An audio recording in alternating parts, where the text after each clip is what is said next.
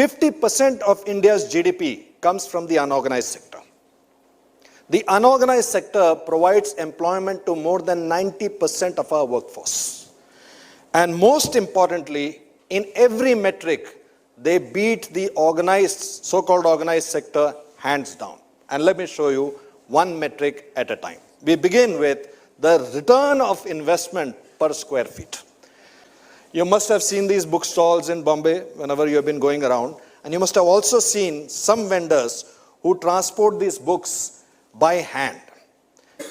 In the marketing jargon, fight for shelf space to put your product in, especially in the FMCG business, to take shelf space, how much of design and strategy is done and how fiercely that space is fought. I want you to equate that with this old man who has to design his product mix because he's carrying that 3 to 4 kilos of weight from morning till evening. And when you carry 2 or 3 kilos for more than 2 to 3 hours, it doesn't feel like 2 to 3 kilos. He'll only carry a book which he knows is a bestseller.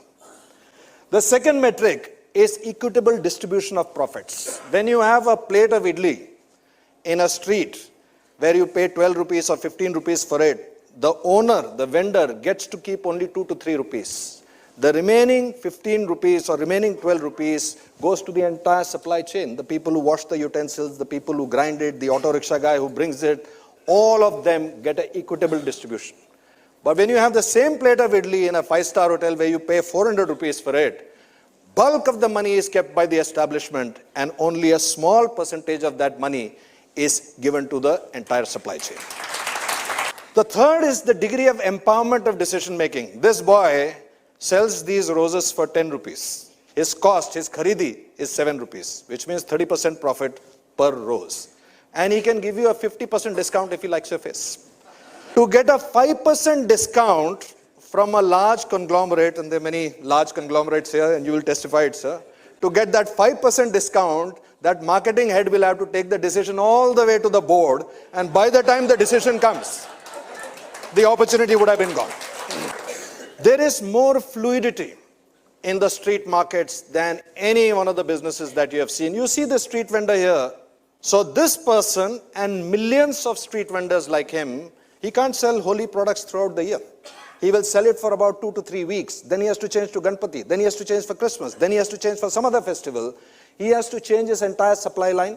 He has to change his pitch. He has to change his product mix. He has to change every market segmentation. Each one of those things changes, and it changes more than 15 to 16 times in 1 year.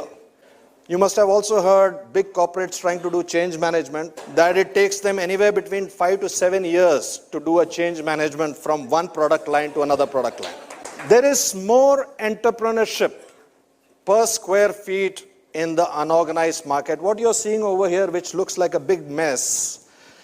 Do you remember when you are traveling in Bombay especially, and I'm sure in Nasik also, suddenly you will see in the streets, in every street corner, a new product will come. It may be a car cleaning pitchkari, it may be a head massager, it may be a toy, it will be Christmas hats before Christmas.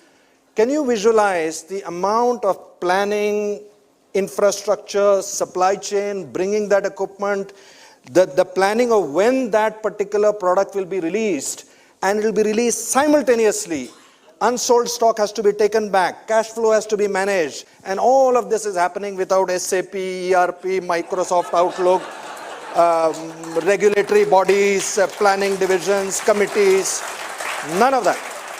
From the time your day starts in the morning, the newspaper coming, flower coming into your house, coconut water, each and every one of those things is being managed seamlessly, and you do not have a single point of failure on a daily basis.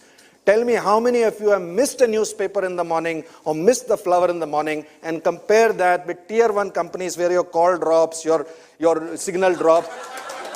So look at the guy in the middle. In the morning, he sells these snacks in front of Shivaji Park, catering to the joggers and walkers who go.